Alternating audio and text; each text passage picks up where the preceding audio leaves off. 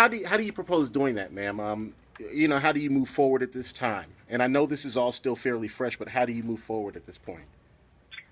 We continue to write letters, continue to protest, and continue to speak out on this subject.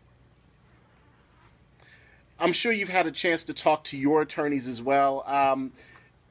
How realistic at this point is it in your mind that there's going to be another criminal trial or more criminal charges against Officer Kerrick?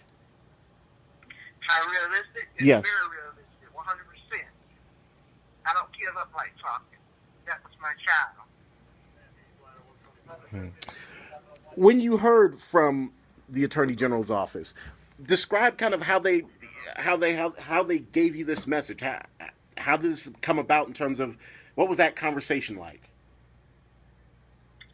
Well, they told me that they had told me last Friday before last Friday, that they don't know what the Attorney General was going to do.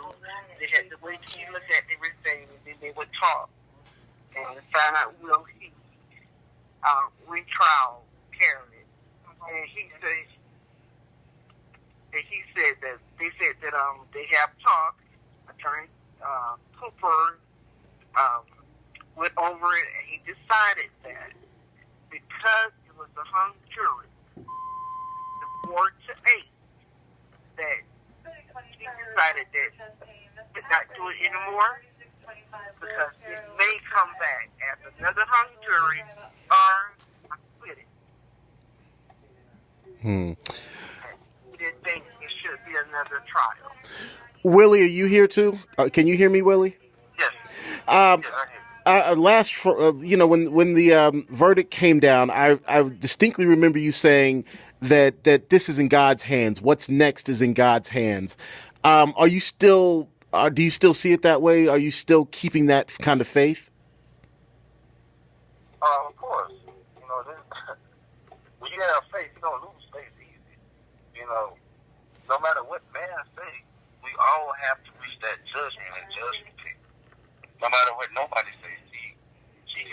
People can try to run from the law, and people can try to hide their wrongdoing from the law and hide their wrongdoing from their family and friends. But God sees everything. God was there that He saw everything that happened.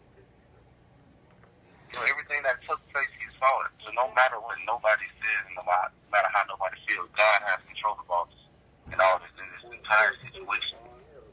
See, human man may see it as one thing because we don't understand.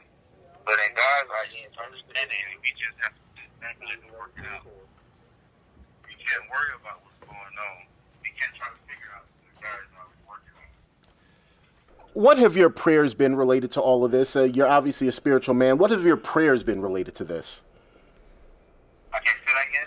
I was saying, what have your prayers been related to all of this? You're obviously a spiritual man. What have your prayers been? Every night I ask God to forgive Officer Kerrick. I ask Him to bless his family. I ask Him to bless his child, ask the child go to daycare, and bless his wife.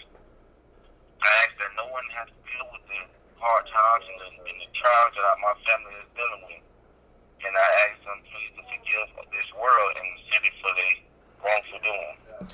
When you heard the news about the Attorney General's decision not to retry this case, how deflating was that to you personally?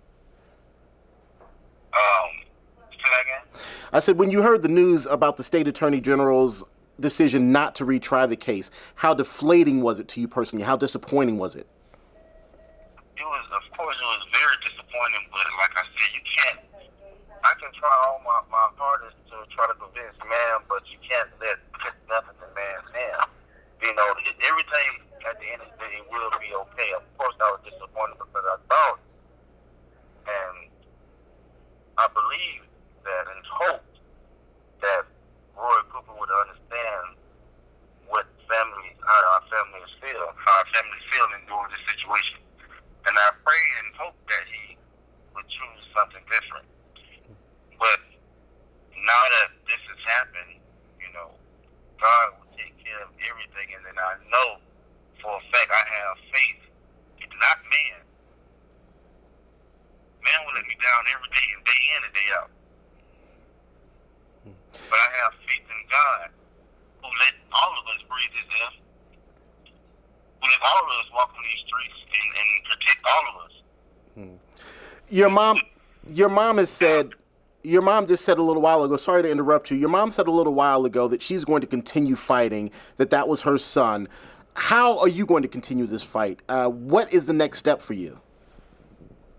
I continue to spread the word about how good of God is to me and how good my brother is and how good he was, and I'm trying to prophesy and try to help and pray for people to make sure that they don't have to deal with the situation that we have to deal with.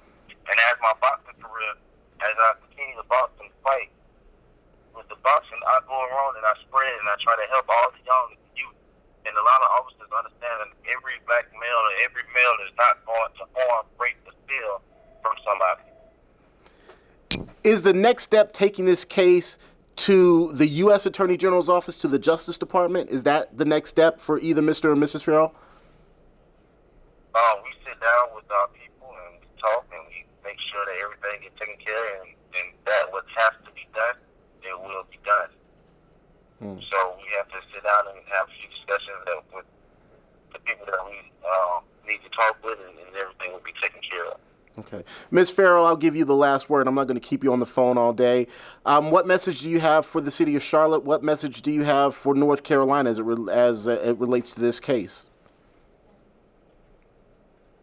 That we are continue to pray for them. Thank them very much for all they have, everything they have done. Keep up the fight, because we all are seeking each other. All right. Thank you guys so much for your time. We appreciate the call.